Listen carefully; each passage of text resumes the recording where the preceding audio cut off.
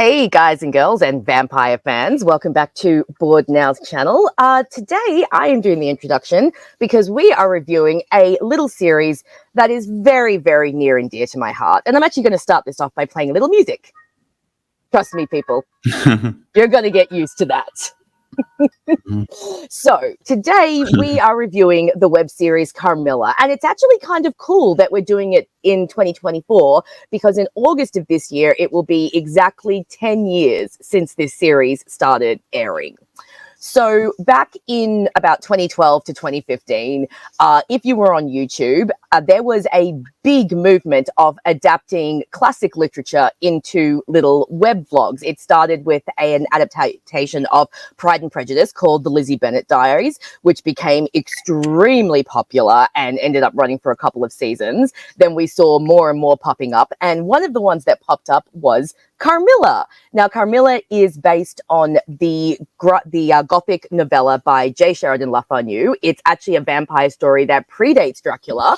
It was published in the mid-1800s, and the original tale is, because it's from the 1800s, is unfortunately a bit of a tale about a predatory lesbian vampire preying on the innocent protagonist, Laura, and the tale of how Laura has to escape Carmilla and escape Carmilla's clutches.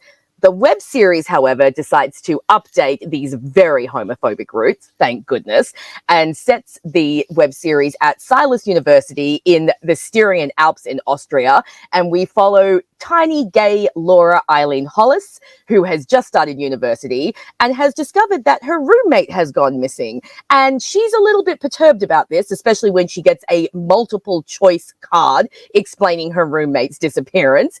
And then she's saddled with a new roommate, the titular Carmilla. And of course, after Carmilla's vampiric nature is revealed and they start to realize that she may have something to do with the missing girls, hijinks ensue. So the first season basically covered that storyline, as well as Laura and Carmilla obviously falling for each other.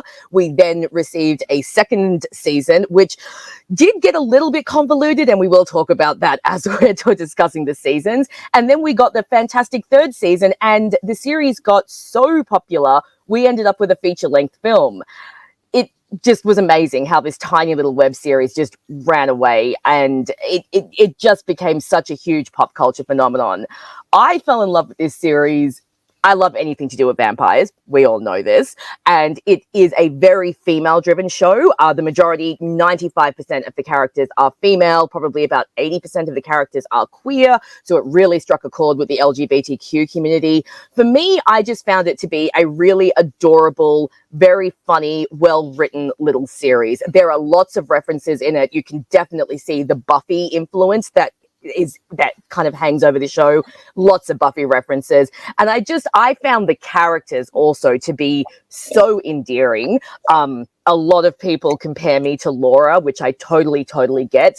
So Laura in particular struck a chord with me, but I also love snarky Carmilla. Anyone who has seen me on Keith's channel has probably seen my little tiny kitty Carmilla, and yes, she is named after this character. So this is Keith's first time watching it. I'm very, very nervous to hear what he thinks, because this is a series that is very close to my heart. I have loved it for so long. So here we go. Our friendship is hanging in the balance. Two things, first of all, before I start. First of all, I didn't actually realise it was Austria they were meant to be in. I just assumed it was the US because they all seemed... Well, it was filmed in Canada, wasn't it? Yes, the series, yes. Christmas special. So I think because I watched that because that's after series 1. So I'll mention that as well when we get to it. Brother Rachel, what are you making me watch here? Come on! This was absolute trash. This was so Keith, You're terrible. not. This was my God. Just so amateurish, and the acting was just so... No, let me finish. The acting was so wooden. The pop culture references were on the nose. It was quirky and annoying. I just wanted to slap all the characters, just put them away in a big bin, and yeah, it just was everything. It was just trash, rubbish dialogue, awful effects. Rachel, you can come back now because I'm actually pranking you. Oh my God. Oh, Keith. Oh my God. I was so ready to give your picture to every single border control person in Australia and say, do not let this man into this country. Oh, I ran out of things to slag it off. Okay. The Oh my God, thing. you almost gave me a heart attack. Oh, I was about to start crying. I could have went really dark with some of the jokes and came across as a bit of a right-wing troll, but I didn't quite want to go quite that far. Okay. Now that Keith has given me a freaking heart attack, let's hear what he really thinks of this series. I actually quite enjoyed it. Oh, thank God. Oh, the friendship stands, the friendship lives. Yeah, I think it does take a bit of getting used to its style and what it's doing. And we've talked about it before because it was on your list, wasn't it, when we did our favorite TV shows? So it was sort of this funny little snapshot in time, like a brief period where this sort of thing was a thing. And I think that's the thing for me is I believe in kind of all kinds of storytelling and like all different ways to do like stories and characters. On that level, I think it works. It's obviously a very easy watch because the episodes are so short. And it's to its credit, then I think it is as tongue-in-cheek as it is. Although there is good drama along the way as well, but like it definitely has a lighter tongue-in-cheek of getting into. Like I think at first in the early episodes, because it's a little bit stagey, and at times that's not a bad thing. But I think because it pretty much uses the one set. I know in season 3 they changed the sets up more, but like in the first 2 it is pretty much the same set, and they obviously changed the location each season. And one cool thing was I did like the kind of device of her in that first season anyway, and for a lot of the second season, her doing it on her blog, like her doing the whole thing, and because that's almost a little meta nod to the fact that we're watching this on the web, and it's kind of breaking that fourth wall a little bit. And I just will interject quickly to say that when it was airing, we got the episode. So season 1 and season 2, the episodes would come out on Tuesdays and Thursdays. So it really was like you were watching it in real time and watching it along with Laura, and that was really fun. And then with season 3, they dropped it in 3 lots. And when we get to season 3, I'll let you know whereabouts they broke it up, and you'll see that it actually does make sense for what they did with season 3. But that just to add to what you were saying about, it being a weblog, it really worked when you were watching it like in real time and along with the characters. Yeah, so a couple more comments. I think in the first season, it does take a little bit of gelling with the characters and with the acting, because I in a way, like the actress who plays Laura, I think she's at her best in season 3. Like I think she's really grown by then, because at times in season 1 she was a little bit stilted. I thought the actress playing Carmilla was better out of the two. Nat Negavanlis got a lot of praise for her portrayal of Carmilla. But it is a certain style where it's kind of like it feels, I think it's partly because the episodes are so short, but it does feel a little bit skitty, like almost a little bit Saturday Night Live, almost like amateur dramatics a little bit. And I'm guessing sock puppets. Yeah. Oh, yeah, that's very funny. But that's probably partly because I'm guessing these were newcomers at the time. Yes. There was a very, very green cast and crew, all of them kind of starting out. I think Nat and Elise, when they first started, the 2 leads were only in their early 20s. And if you look at their credits on IMDb, they hadn't done much before this. Yeah. And I think that's what's actually quite nice about the show is then you naturally see them grow over the seasons, and by the time you get to season 3 you're really invested in their relationship, and the actors just have such good chemistry. Oh, they do, don't they? And it wouldn't work if they didn't, they have to have that chemistry. So, I mean, I was saying about a lot of the pop culture references, and I do think at times they go a bit overboard with that stuff, like, because at times it's a little bit of they're just doing a snapshot of everything that was popular at the time. But there are some really good ones as well. Like, I really like the Veronica Mars reference in one of the early episodes. She's trying to figure it out, says I've done like what was it, 3 years of journalism. I've got 3 weeks of a journalism class, and I've seen all of Veronica Mars. I'll find her myself. It's like, and you never notice that your father looks exactly like Veronica Mars's father, Laura. Yeah, that took me out of it because I'd forgotten he was in it. I think I'd heard he was in it originally, and then so that's Papa funny. Hollis. We all love Papa Hollis. Well, again, it does make for another good father-daughter dynamic. Favorite references was the Howl's Moving Library one. Yes, that was good. That was very clever. There were a couple in season 3 because I was rewatching it the other day. So I was like, I wonder if Keith caught them. So there was one where Laura says, before you went looking for the Necronomicon, we went under siege. And I was like, that's a good one. Yeah, and then another one where they're looking at the room full of knives. And she's like, and have you looked in there? The Cenobites want their playroom back. And I'm like, that's another one that I like.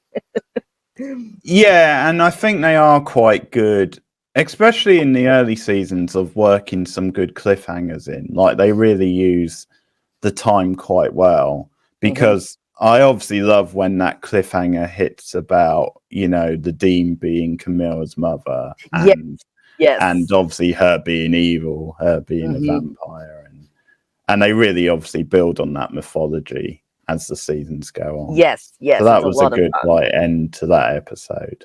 Yeah.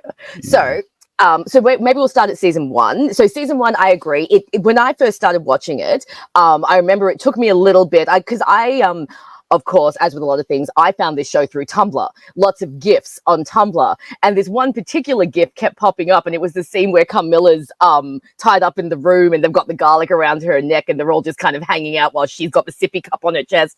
And that GIF kept making me go, okay, I've got to check this series out. And I remember I first started, and a few episodes in, I'm like, yeah, okay, this is not too bad. It's all right. But then as the series kept going and going, I remember the first bit that really got me was when Laura first finds her roommate missing, and she's like, and there is no way she left me with this official note card.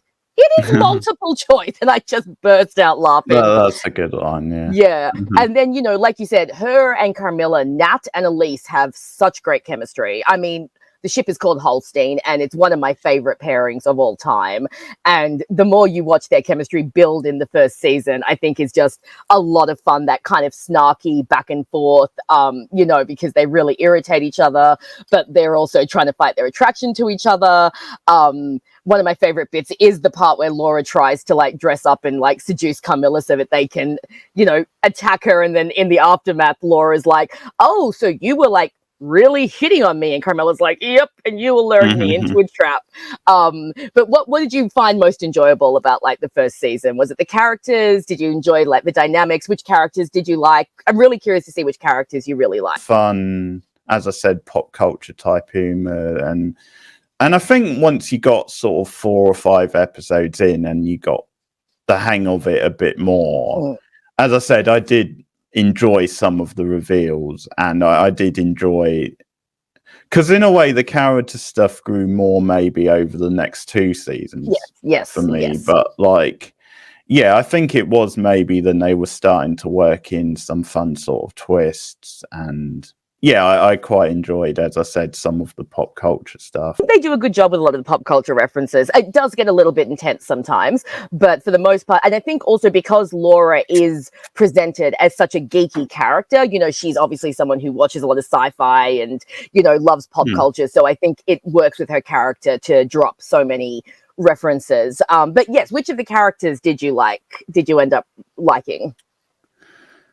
Okay, so season 1, I probably was more into Carmilla than Laura, because as I said, I did her kind of brooding stuff and deadpan delivery. And Danny in season 1, she was pretty solid, yeah. Bless Danny. She got some jealousy issues, that girl. But you got to feel a bit sorry for Danny because, you know, she and Laura are going along and they're mutually crushing on each other and they're having a good time. And then all of a sudden, like she says, she gets thrown over for Elvira, mistress of the Snark. Yeah, and, that's a good line. Yeah. She just gets left out in the cold. But no, Danny is a fun character in season 1. So just a little bit of trivia. So Laura and Carmilla are obviously both from the original novella. Danny is an invented character, so is Kirsch. Now, Perry and LaFontaine are actually based on 2 characters from a novella. So in the novella, Laura has 2 kind of matrons, so to speak, who look after her when her father is not around. And those 2 matrons are Mademoiselle Permond and Mademoiselle LaFontaine. So those 2 are actually from the original novella. And so is Betty, because General Spielsdorf in the original novella is telling his daughter goes missing. So Betty going missing is actually part of the novella. So I think it's fun how they kind of weave those little, bits and pieces in. Do some male characters and like they're sort of the typical sort of jocks. And at times I wasn't so keen on them because I thought they were just this is a bit of a stereotype. But I know ends up on the good side later Kirsch. on.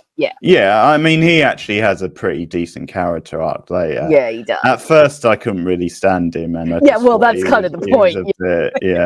I just thought maybe because it was a more female-centric show, then maybe they knew how to write the female characters, but not so much the men. But then he does have growth later on, so that's sort of fair enough, I guess. Yeah, and you even see little hints of it in season 1. Like in season 1, Kirsch is pretty unbearable, but he does have moments here and there where you can see that he's a good guy. He's just, he's a Zeta, and they kind of suck. But I think it's really cute when he's talking to Laura and he says that he takes, Sarah Jane like pink flowers to her grave because she likes pink things. That's cute, and I absolutely love the moment where Will is, when they go to kidnap Kirsch instead of Carmilla, and he's just like, dude, what are you doing? Will's just like, choking you, bro. Just choking you, bro. He's like, not cool. Like, Kirsch just always rolls with it. And then I think at the end of season 1, that little moment between him and Danny when he's all like, you're kind of like a bro and I could use one. Yeah, like, that was quite nice. Yeah. Zeta Society, Danny and Kirsch did become a ship until season 2 pretty much absolutely confirmed that, yes, Danny's a lesbian. She's not bisexual. Because we all loved Zeta Society because Kirsch loves his D-Bear. But yeah, no, Kirsch in season 1 definitely has some room to grow. And but he's entertaining, and I do like that he gets a bit of growth when we go into season 2 and 3. So season 1 I find is entertaining, and I think they stopped at season 1. They leave it complete enough that you can that's it feels complete and and it's a pretty like solid sort of foundation season for them to then grow from there. I think so. Did you recognize Perry? Perry is in the Chucky series very briefly, I think, in season 1. Okay. No, I don't think I did actually. No. Okay.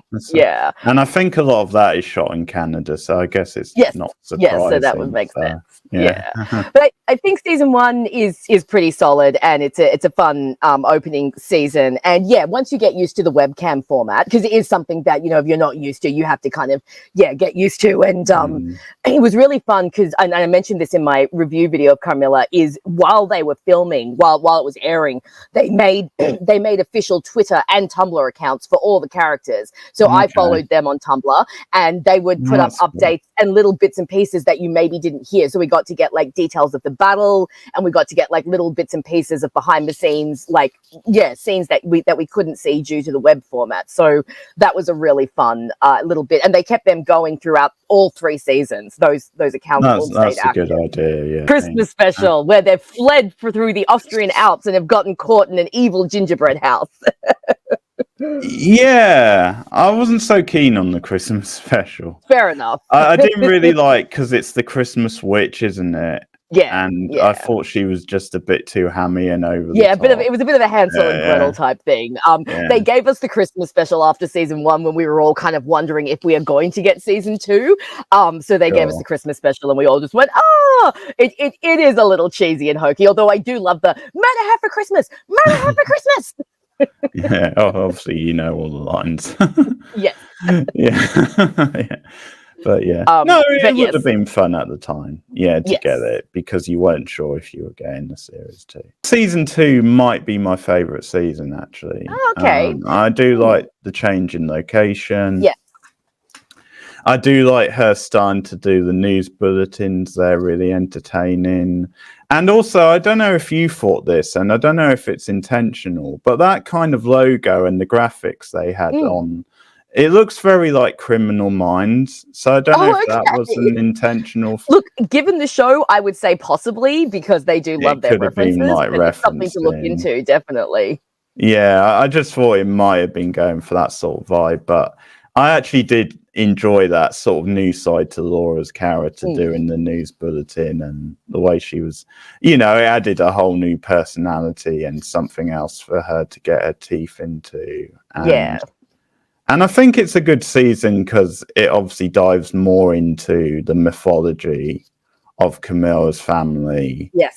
And I will say, because this is a character I wanted to mention, but I really like Maddie. I love Maddie. Yeah, Maddie's one of my so favorite characters. She is fantastic. Yep. Yeah, like she's so menacing and wicked, but there's like layers to her as well, and I think the actress plays it really well. Yes, and her relationship with Carm, I think, is really fantastic. I really love that, they're both evil creatures, but they do have this deep love for one another, and they're willing to kind of work with people that they don't want to work with to save each other. And I absolutely love when Maddie first turns up and she's literally about to like eat Laura, and then like Carmilla runs out and she's just like, Maddie, and Laura's just like, what? Like, just about to eat me here. Also, I love that she calls Laura Wanna Buffy. That's a great. Yeah.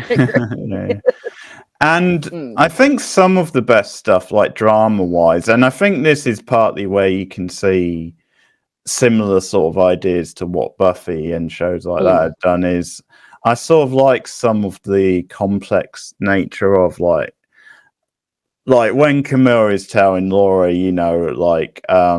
I can't just portray them or turn my back on them because they're because I love you. It's not that simple. And I do like that, because even though in many ways Maddie is like a bad guy or presented that way, you can see it from Camilla's point of view. Absolutely. Yes. And there's times where Laura probably is being a little unfair, which she does a bit later, I think. Yes, she does. Yes. I think that characterization for both Laura and Carmilla in season 2 is not only so good, it's so important to get them to a place in season 3 where they can have a healthy relationship, because, obviously in season 1, Carmilla became a little codependent and a little bit, like she says, possessive vampire, and she kind of has to learn to let that go, and Laura has to learn, because Laura's very much like, be my hero, Carmilla, change for me, Carmilla. And I really like the subversion of normally it is the vampire that changes, but in this one Carmilla's like, look, I will save your life because I love you, but that doesn't mean, like you said, that I'm going to betray my sister or that I'm some big hero. And a big part of Laura's characterization in season 2 is her realizing that she can't put those expectations on Carmilla. Like, there are reasonable expectations to put on Carmilla, like, please don't eat people, stuff like that. I think that's reasonable. But as Carmilla points out, Laura needs to start accepting things like her past, and like the fact that she does have people in her life like Maddie. And plus, I also love when she's all like, we're vampires, a certain amount of murder just comes with the territory. It's like, Laura, you kind of have to accept that. So I really like the journey that they both take in season 2, even though it is hard to watch the breakup and to watch them be exes, because we all just want them to be together. Yeah, and the breakup actually leads to one of my favorite scenes, just comic wise, which is when they have to divide up the room and she's got like the police tape across the room. That is so good. That is one of my favorite scenes as well. I love it. But I love the way they start playing with the family dynamic in season 2, because that's when you start having like the body swap stuff coming. Yes. Poor Perry. Poor Perry. So when did you start to figure out that something dodgy was going on with Perry? I did quite well. Yeah. And when you go back and rewatch season 2, you can start to see like the moments when you're like, oh, hang on a second, that's not quite Perry. That's got to be the Dean. So yeah, that was a very interesting, I think, through line. Yeah, because that's another end of episode thing, isn't it? Where I think the Dean takes over Perry's body, and yes, yeah. So I think, yeah, some of the mystery with that stuff was really well played. I think it got a bit much, some of the faction stuff. I think absolutely, that's probably my one complaint maybe with season 2 is there were too many characters at times. Yes. And I say that in my review. I do think that season 2, when it comes to the plot, gets a little bit too overpacked. You know, it can be hard to figure out, you know, because you've got Vordenberg, and then you've got Maddie, you've got the Anglerfish, you've got the factions, you've got the Zetas, you've got the Summers. There's a lot going on in season 2. Excuse me. And it can be hard to keep track of at times. But I do think that season 2, as far as characterization, is really strong. Yeah, I agree. We see Kirsch get some great development. We also get to see him hunted for sport. Poor Kirsch. The Adonis hunt. I do love the Adonis hunt scene though. And yeah, I really like Kirsch's development insofar as his relationship with Danny. I absolutely love how much he adores Danny. And that scene where he asks her if he's been friend zoned and she says yes. And then he gets like all excited and he's like, good. Yes, I am in the friend zone. And he's and it's just such a great subversion, you know, that he continues to just love and support her even after the rejection. And of course the ending, which we'll get to, all of us Zeta Society shippers were like, not like this. Yeah. But yeah, so aside from Maddie, what did you think of the other new characters this season? Mel and Theo. Mel's the other Zeta Society girl. She's the black one with the big curly hair, kind of the new Danny. And then Theo is the Asian guy, the one who, big spoilers, guys, the one who stabs Danny in the back. Yeah. Yes, in the fandom, we call him Human Tapeworm Theo. Out of the two, I think I preferred Mel. I didn't quite get into Theo as much. Yeah, and you weren't supposed to. He's obviously supposed to be the villain of the piece. Mel wasn't too well received when she first turned on because she is a very brash, in-your-face character, and she does oppose Danny, who everyone loves. But when we get to season 3, when we talk about season 3, she definitely earns some points back with the fandom in season 3. Theo's actor, Shannon Kook, has actually been in a few things. He is in the Conjuring movies, the first 2. If you remember Lorraine and Ed, they have an assistant who comes with them to help set everything up. That's Shannon Kook. He was also in The 100. He played a character in The 100 as well. So he's actually done quite a bit. But Theo was obviously brought in to be the antagonist, and Mel was brought in, I think, because Danny, we needed another Summer, and also there were some complaints in season 1 about the lack of characters of color, which was also a bit of a complaint of mine. I was like, I really do like this cast, but this is a very white cast. Can we please have some color? So I was very happy that in season 2 we got those 3, and Maddie is just fantastic. She's wonderful. So good. And I think the actress who plays her really brings that sense of her being an ancient vampire. You know, like you really do feel like she is this ancient, old, very powerful vampire who is a genuine threat. So you can understand why the characters are so like tunnel vision, like it has to be Maddie. It's like, of course it does. She's swanning around making death threats and like, you know, threatening to drink the fish god blood and everything. So yeah, it's pretty crazy. But I do like season 2, and of course, you get a lot of stuff with the Holstein relationship in season 2, and Laura and Carmilla trying to figure out how to have a relationship when there's 2 such completely different people.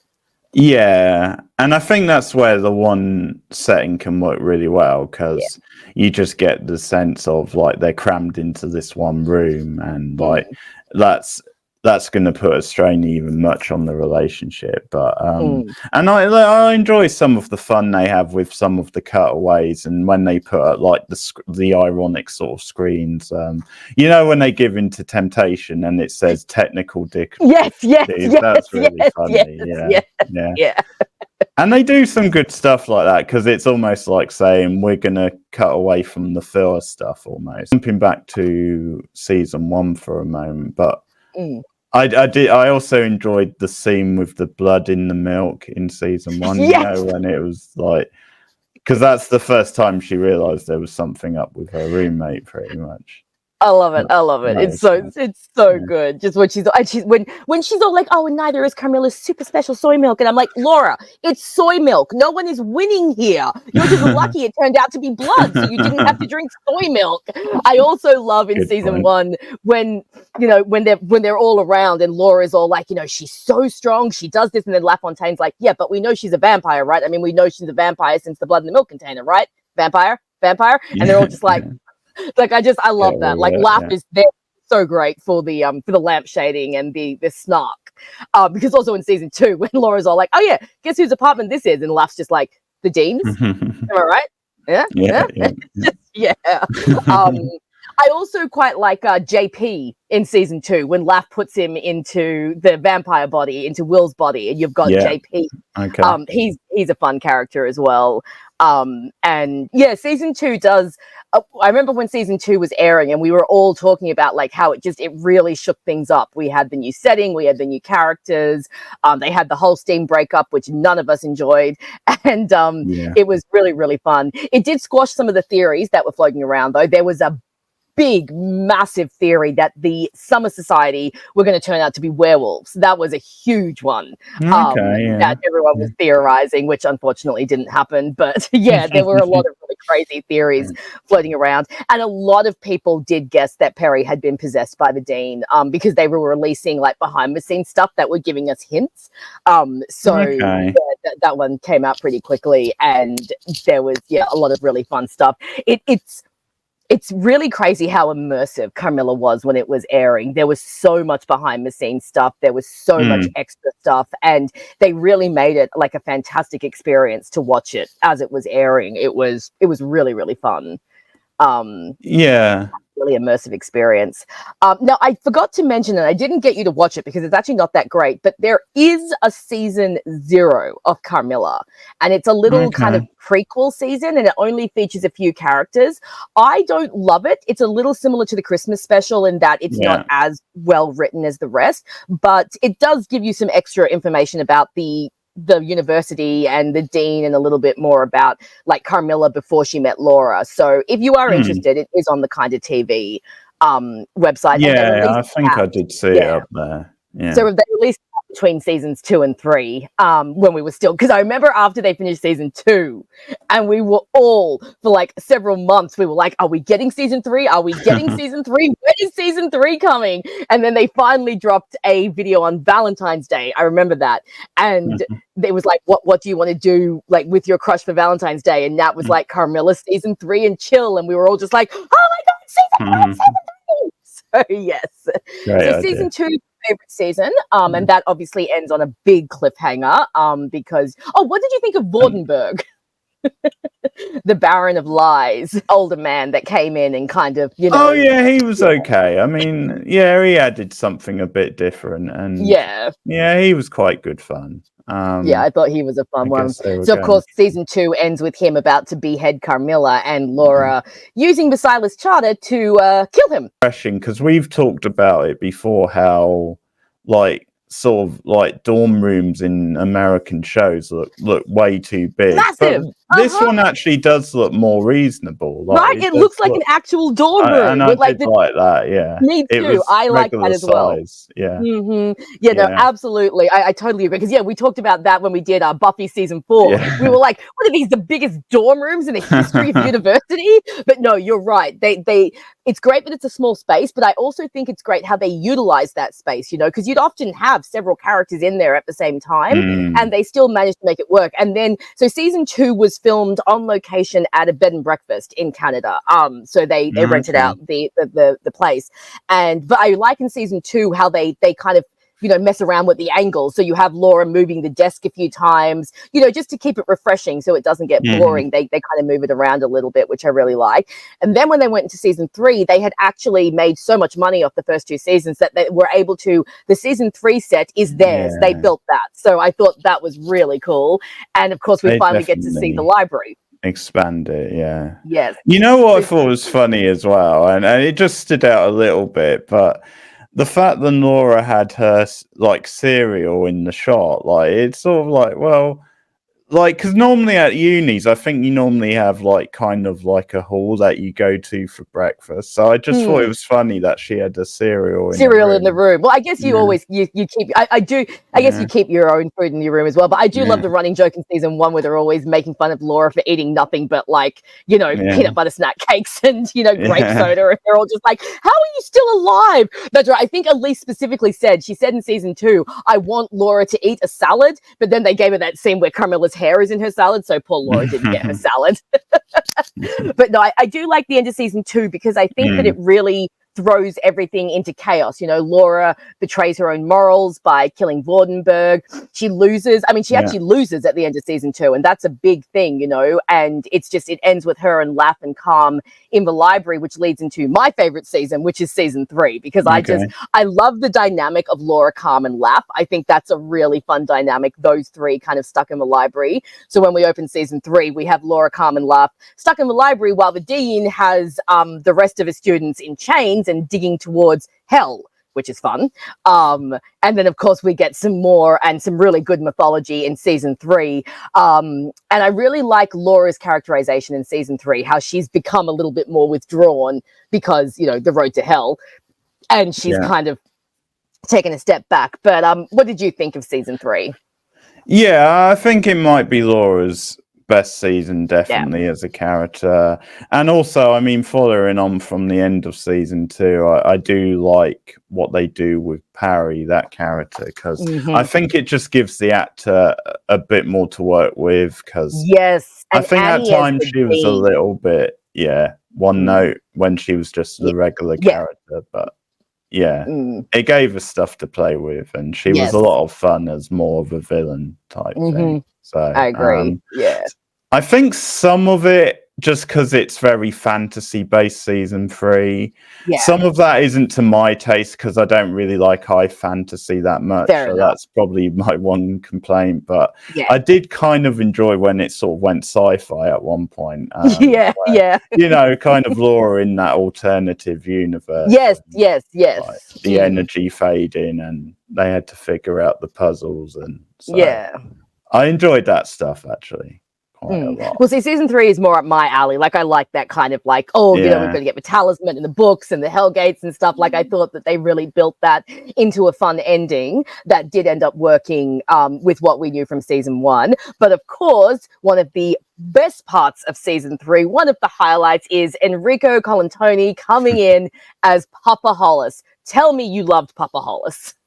No, I do. I always enjoy that actor. It was a bit jarring at first, just because obviously, clearly, he's the biggest star on the show, and it's sort of. And I think I'd just forgotten. I did hear like a long time ago that he was in this show, but I think I've mentioned it to you. So forgotten, but it's like But once I got used to him, and he was a really good character because he really showed how he cared for his daughter and how he looked out for her, and it's sort of interesting because I think definitely there's some similarities with Veronica Mars. And definitely. They do have that similar sort of bond as well. And the scene before he was leaving I thought was very emotional, and that was, I really liked that. That was really nice stuff. And I think he and Elise had very good chemistry. I thought they were very believable as father and daughter. And apparently Enrico, he said that like when he first got to the set on day 1, Elise Bauman ran up to him and gave him like a big hug and said, "Thank you so much for doing this. We're so grateful to have you here." And he felt really welcome and really liked. He said he really enjoyed working on the set. Anyways, I love when he first comes in with his bear spray, because that's a nice little callback to, season 1 when she's got the bear spray in season 1. And I absolutely love the way he's like side-eyeing Carmilla and, has to kind of come around to Laura dating her. And it's just, I love that scene where he and Calm are like talking about how Laura started like a kindergarten uprising, and then he's showing her like the baby photos.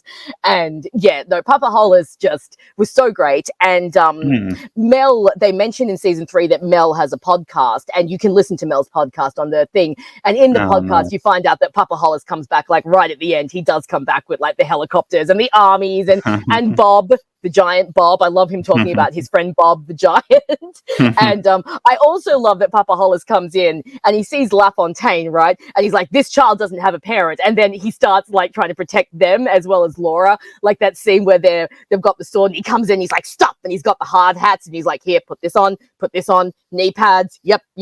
And he's just so concerned with all of their safety. He was a huge highlight for season 3, I think. And also Maddie's return in season 3. That's a lot of fun. No, that was very good. And I think they do, especially in the second half of the season. I think they really build the stakes very well. Yes.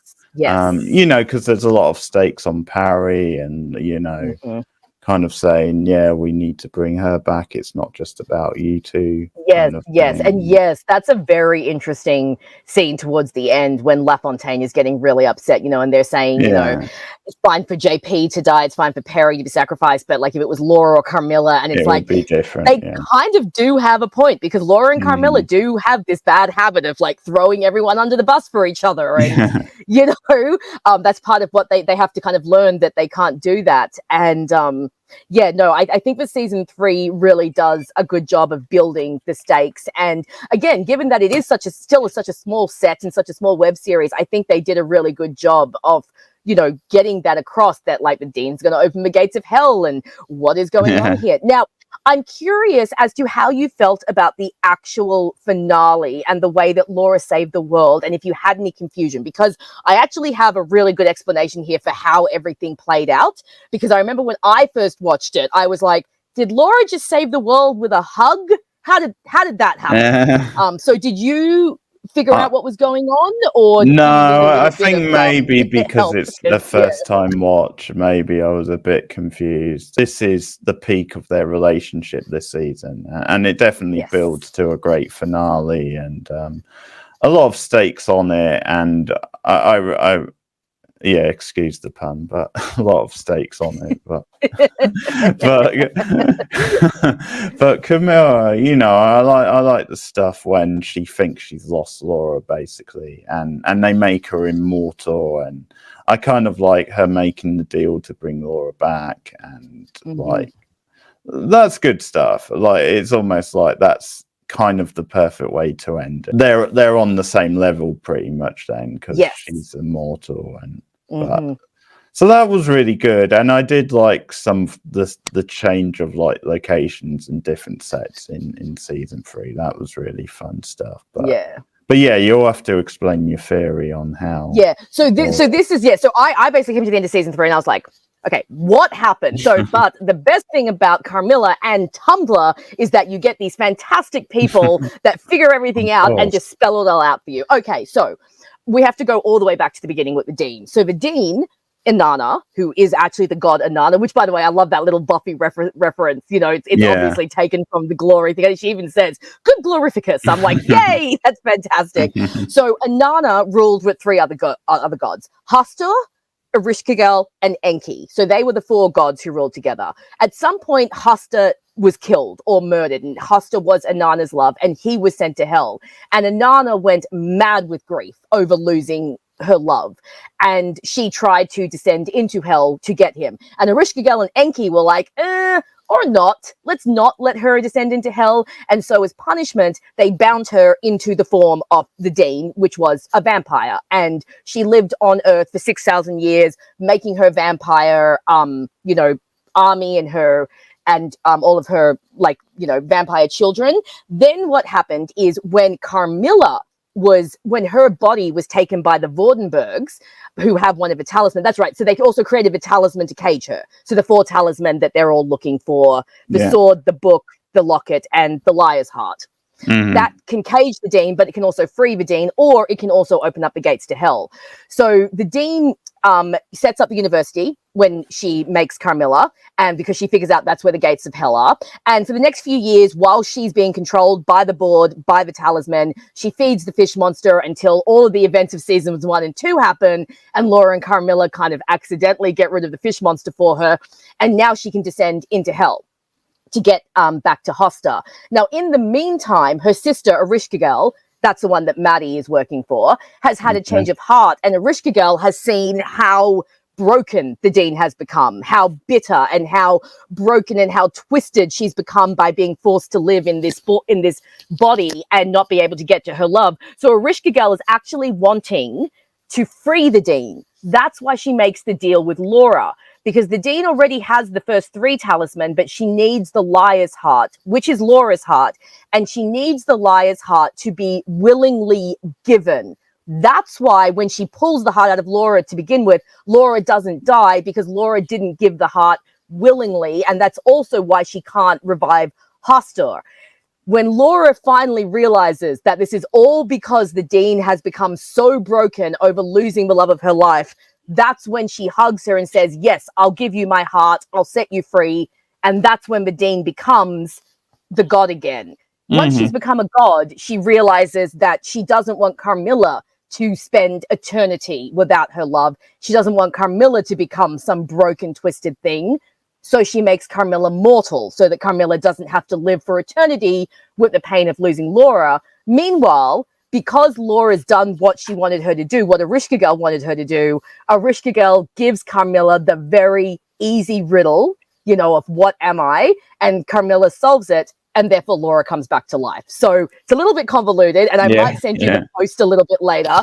But basically, that's what happened. And when I read it, I'm like, oh, that actually makes sense. And it thematically ties to Laura and Altworld Calm and the whole point that Laura and Carmilla were trying to come to, which is they don't want to let the world burn for each other. They need to learn to not, get to that point of being so broken and so, just twisted by losing each other that they would end up like the Dean. And I actually really like that thematically that kind of ties into the lessons that Laura and Carmilla have been learning all season. So I'll send you the post that actually really describes that very well. But for me in season 3, I really liked all of that lore, and I really liked how they took what was initially this tiny little story about just a couple of missing girls and turned it into this kind of big epic supernatural soap opera with fish gods and demons and hell gods descending into, through the 7 gates of hell.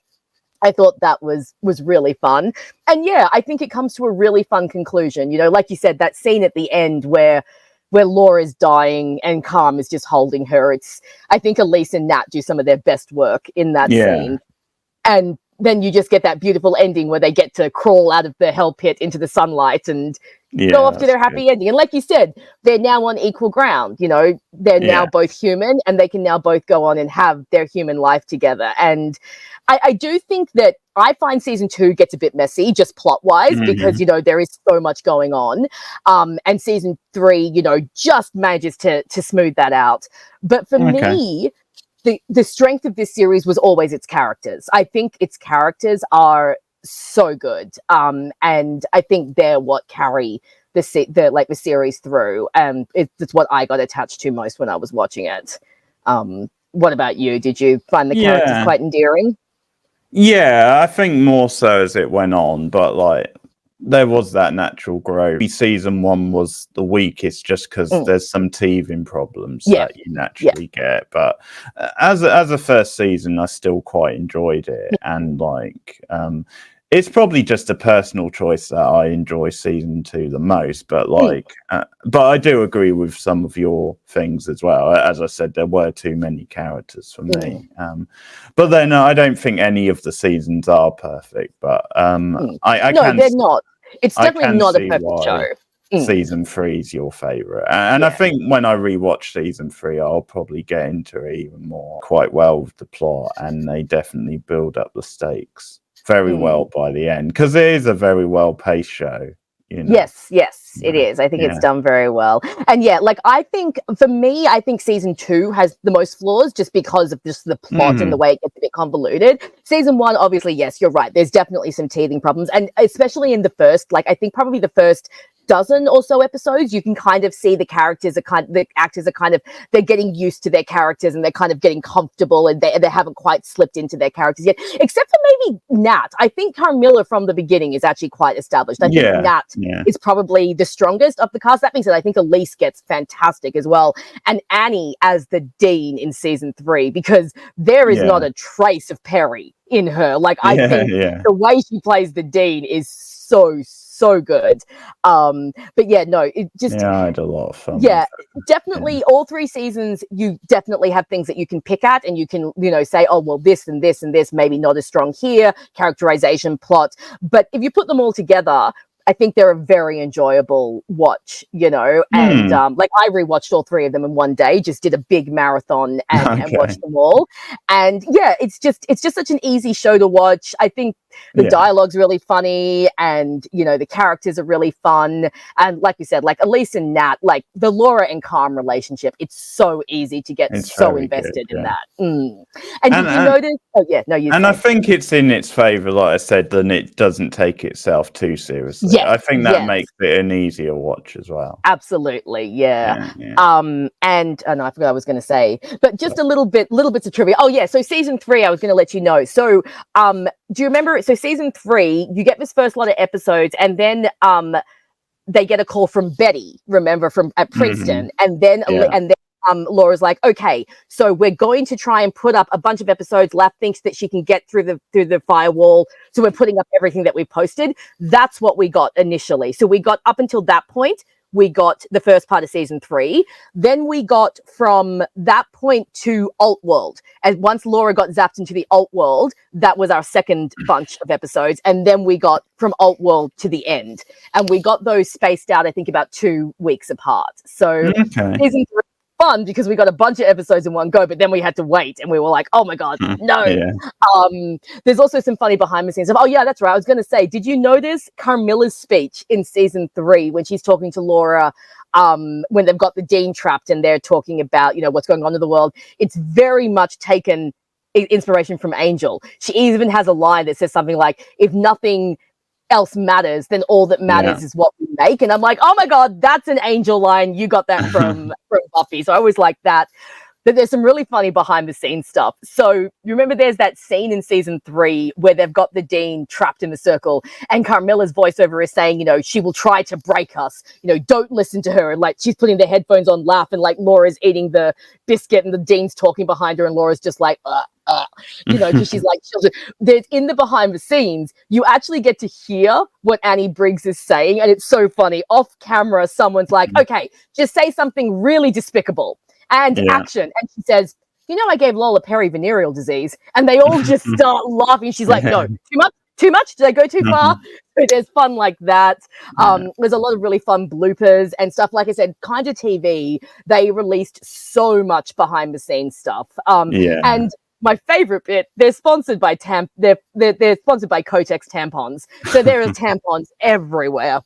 And you probably noticed the Save the Undies t-shirt as well. That's also a reference to Kotex. So yeah, they have a bunch of behind the scenes stuff. There's a really funny bit where Elise and Nat actually swap characters and are playing each other's characters, and you get to see what it would have been like. That's online, isn't it? I think. Yes, all the behind the scenes stuff is online.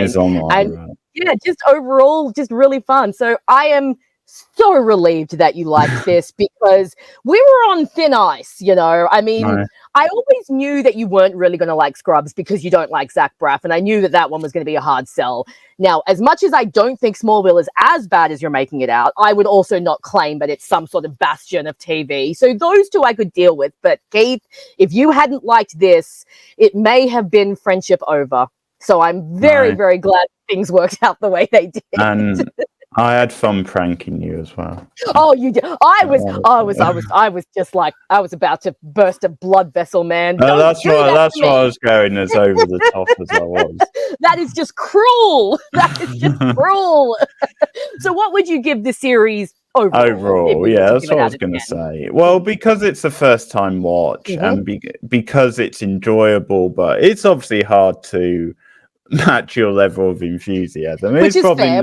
Never gonna be that, but I did enjoy it. I wasn't sure what to expect going in, so I'll go with a 7 out. You know what, I think that's fair now, and I reckon with some repeated viewings it could go up once you get to know the characters a bit more. So yeah, no, that's fantastic. And obviously we will do the movie as well, because they have a lot of fun with the movie. Yeah. And what would you give it? I mean, I'm guessing. Look, with Carmilla, I'd probably go with about an 8.5. I think it's really good. And I think for what it is, like a little web series that literally started with like one camera in one person's house where they filmed the first season over like literally 2 days, to grow into something that ended up with 4 seasons and a movie and a novelization of the series, I think that really speaks to the strength of it. And I talk about this in my video. It's not just the strength of the series itself. The fact that the cast put in so much effort to stay connected with their fans, to, you know, make sure their fans knew that they appreciated them. I mentioned this in my video, but they all attended tons of conventions. Elise and Nat became fixtures at this particular con called Klexicon, which is specifically for queer women. And they just, all of, like I said, the Tumblr accounts, the Twitter accounts, the fact that they did all the behind the scenes stuff. And that's right, when they were fundraising for the movie, with their Kickstarter, the reward that we got when they reached their limit is, or their goal was, we got an acoustic version of the theme song sung by Elise and Nat. So that you can find on the channel as well. Yeah, I remember thinking, oh, you jerks! It's not enough that you act; you can also sing. Shut up! It's like you should only be allowed one talent. But they gave us a lot of really good stuff to hang on to, and I'm actually wondering if, given that this year is 10-year anniversary, I'm wondering if they're going to do something for the fans, if they're going to pop up on the channel and maybe do a reunion, because that would be really, really fun. But I'm so glad that you've watched this, and I'm so glad that you liked it. And I think at some point, maybe we should do a watch together and have some fun, like maybe just watching the series. That would be fun. Yeah. Yeah, because the movie was more recent, wasn't it? Like the last few years, wasn't it? 2020, I think the movie came out. Yeah, so that would be interesting. And I think it's on Amazon Prime. I bought it. Yeah, because they released it as a bundle with a bunch of extra behind the scenes, and Stephen bought it for me for my birthday. So of course I own it. But yeah, it's on Amazon Prime now, so it's fairly easy to find. And they have a lot of fun with, you know, the fact that they've got like a full set and a full production crew and everything like that. And we get some really fun, like, gothic flashbacks, and we finally get Carmilla with fangs, and everyone was so excited for that. It's one of the best things about online culture and fandom. Obviously, there's a lot of negativity, but I mean, I think this is a good example where this little web series, which you just assume wouldn't really amount to that much, like it would be very small and niche, but it just snowballed into something much bigger. And it seems like that a lot of that comes from the fans, you know, how passionate they were about it. The cream puffs, and now you are a cream puff too. Okay, thank you. I can die a happy man. I'm tough, I should say. You have been initiated. Oh, thank you. I'm honest. We just need to get you a mug now. Yeah, very true. Very true. Okay. Oh, well, that was fun. I'm so glad that you enjoyed it. Everyone, Keith and I are still friends. Yeah. For now. A stay of execution. I think that's what you call that. Yes. So, let us know, guys, because I know some of you knew we were going to do this, and I don't know how many of my followers have seen the show, but it's obviously really easy to... I did post it on my channel, but like it's very easy to watch because it's all up on YouTube. If you have seen it, or if not, go and check it out and let us know what you think. Let us know what you think of our review. And keep watching TV, keep watching film. We sort of thought we'd do like some shorter shows, maybe in between, like finishing off Buffy and stuff like this. So this seemed like a good one to do. And just a couple more content to promote. I do weekly quiz streams. So that's on a Tuesday. So you can get more banter like this over on those streams. Come and try and beat me. Lots of fun, yeah. Captain Rachael, her reign of terror continues. Reign of terror. Yeah. And so at the moment she is top, but there's plenty of time to change that. And we do lots of fun prizes, some multiple choice, and clips and images and shenanigans over on. So that's every Tuesday, kind of late Tuesday UK time. And check your local time for that. But that's every Tuesday anyway, and we normally do it on the theme. And this week I'm going to test Rachael big time because the theme is Charmed, and I'm going to relish actually catching her out on a few. Keeps digging up all sorts of obscure Charmed trivia at the moment. That's absolutely right. So yeah, that will be the one on Tuesday for the quiz. And we're also doing at the moment TV related, but we're doing like our top 50 TV characters at the moment. So we're doing that in 4 parts. The first 4 parts are out now, so you can check that out on the channel if you have an interest in TV. So first 2 parts are out, and the next 2 won't be too far behind, and we're planning a live stream for part 4. And I mean, my details are on the screen. You can make a donation at PayPal. You see the link there, one off, or you can support the channel for as little as $1 a month monetarily at patreon.com/boardnow. So you get movie commentaries, TV commentaries, unpopular opinion videos. You also get early access to like film reviews, list videos, things like that. So just $1 to support me at that link. And I'm going to put up Rachael's details. So if you want to promote your channel, guys, come follow me, Rachael Macdonald, videos on TV shows and media. I do have a whole Carmilla video on there, so go check that out. Like I've said before, the posting is sporadic, but it's worth it when it comes up. So come and follow me, and my Tumblr and Twitter are linked through there. And I have just recently gone on Instagram too, where I'm posting a bunch of my art. So I will put my link there as well. And yeah, come and follow me everywhere. Okay, great stuff. I'll post the Camille one in this video as well, because why not? Okay, thanks, guys. Let us know what you... Before we go. Yeah. Oh, we're going to get the theme again. I can barely hear it, but I mean... I know. It's very addictive when you've watched 3 episodes of it, or 300 hours of it.